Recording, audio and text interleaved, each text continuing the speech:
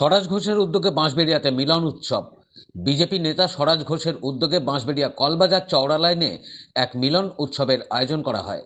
এদিন এই মিলন উৎসবে এলাকার প্রায় 2000 মানুষকে একসাথে বসিয়ে খাওয়ানোর ব্যবস্থা করা হয় এবং এই মিলন উৎসবের মধ্যে দিয়ে ত্রিবেণীর বাসিন্দা ও বিজেপির কার্যকর্তা দেবজিৎ মুখার্জির জন্মদিন পালন করা হয় কেক কেটে।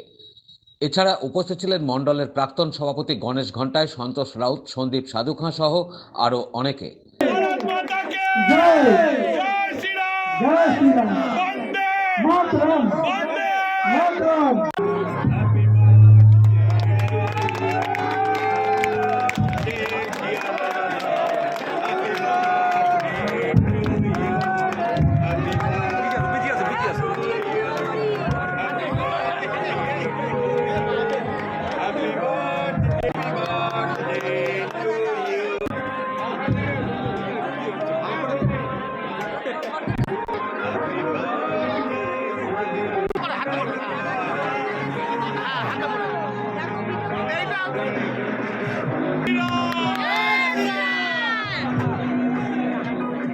সবশেষে বক্তব্য রাখতে গিয়ে স্বরাজ ঘোষ কি বলছেন শুনবো। এটা হচ্ছে আজকে এই বাঁশবেড়িয়া মণ্ডলের বিশেষ কার্যকর্তা এবং বিশেষ সমাজসেবক যখন যেখানে ডাকে, রাজনৈতিকভাবে বলুন বা সামাজিক হিসেবে বলুন, আমাদের সকলের বয়োজ্যেষ্ঠ এবং শ্রদ্ধাশীল আমাদের দাদা দেবজিৎ মুখার্জি, যার নাম রানাদা বলে ডাকি, তাকে আমি আজকে তার শুভ জন্মদিন।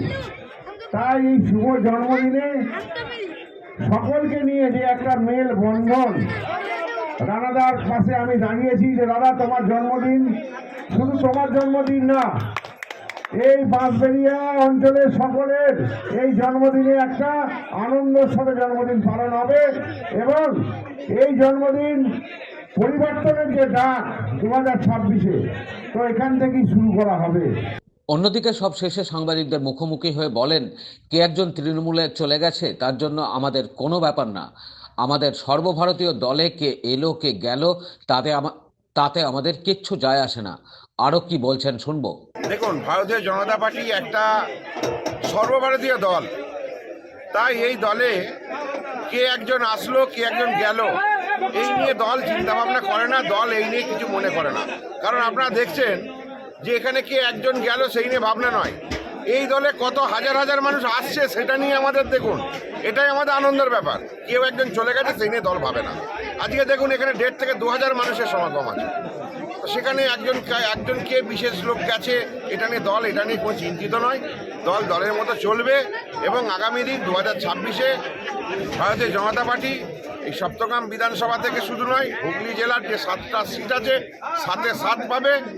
7টা সিটই নরেন্দ্র মোদীজিকে আমাদের উপহার দেওয়া হবে। বাঁশবেড়িয়া থেকে রাজেশ দেবনাথের রিপোর্ট, খবর নিউজ 6।